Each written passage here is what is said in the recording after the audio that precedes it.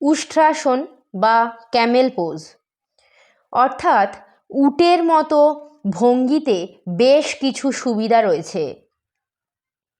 Camel pose পিঠের নিচের পেশিকে শক্তিশালী করে, হজম শক্তি বাড়ায়, পেটের অঙ্গগুলিকে উদ্দীপিত করে, থাইরয়েড স্তর বজায় রাখার জন্য ভালো পাইনাল গ্রন্থিগুলিকে উদ্দীপিত করে। উষ্ট্রাসন অভ্যাসে ফুসফুসের ক্ষমতা বৃদ্ধি পায়, এছাড়াও মাসিকের অস্বস্তি কমায়।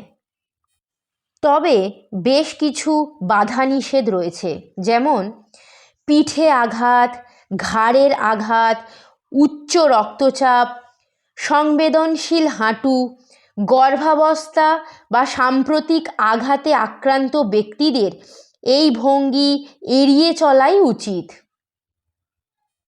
কয়েকটি সাবধানতা অবলম্বন করতে পারেন। হাঁটু ভাঁজ করার সময় যদি আপনার হাঁটুতে চাপ অনুভব করেন, সেক্ষেত্রে দুটো হাঁটুর মাঝখানে কিছুটা গ্যাপ তৈরি করে নিতে পারেন।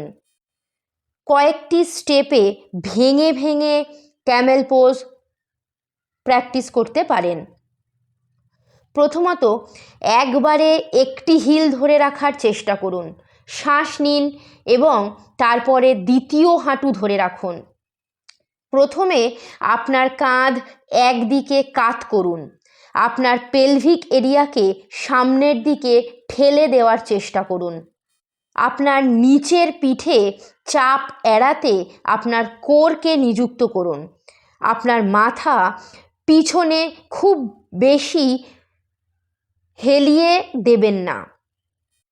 আপনার পায়ের আঙুলগুলি সম্পূর্ণরূপে মেঝেতে বিশ্রাম অবস্থায় রাখুন। কয়েকবার দম নিন, তারপর আবার মেরুদণ্ডকে সোজা করুন।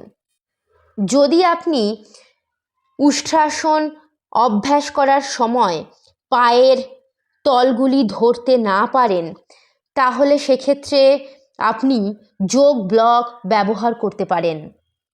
উষ্ট্রাসন অভ্যাসের সময় শ্বাস প্রশ্বাস অবশ্যই স্বাভাবিক রাখার চেষ্টা করবেন।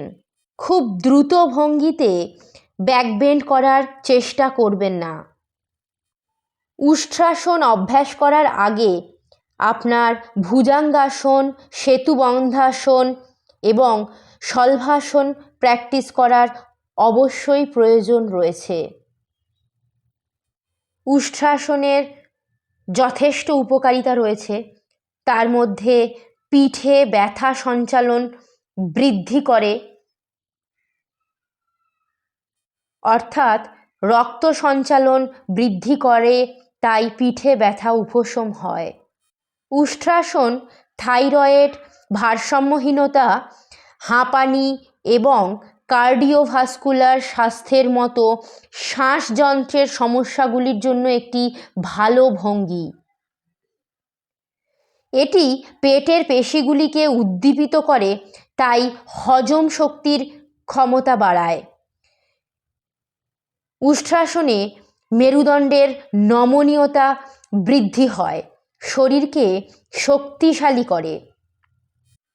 শুধুমাত্র শারীরিকভাবে নয়, মানসিকভাবেও উষ্ট্রাসন যথেষ্ট কার্যকরী, অর্থাৎ বিষণ্ণতা দূর করতেও উষ্ট্রাসন একটি ভীষণ প্রয়োজনীয় ভঙ্গি। অবশ্যই সাবধানতা অবলম্বন করে স্টেপ বাই স্টেপ উষ্ট্রাসন অভ্যাস করুন।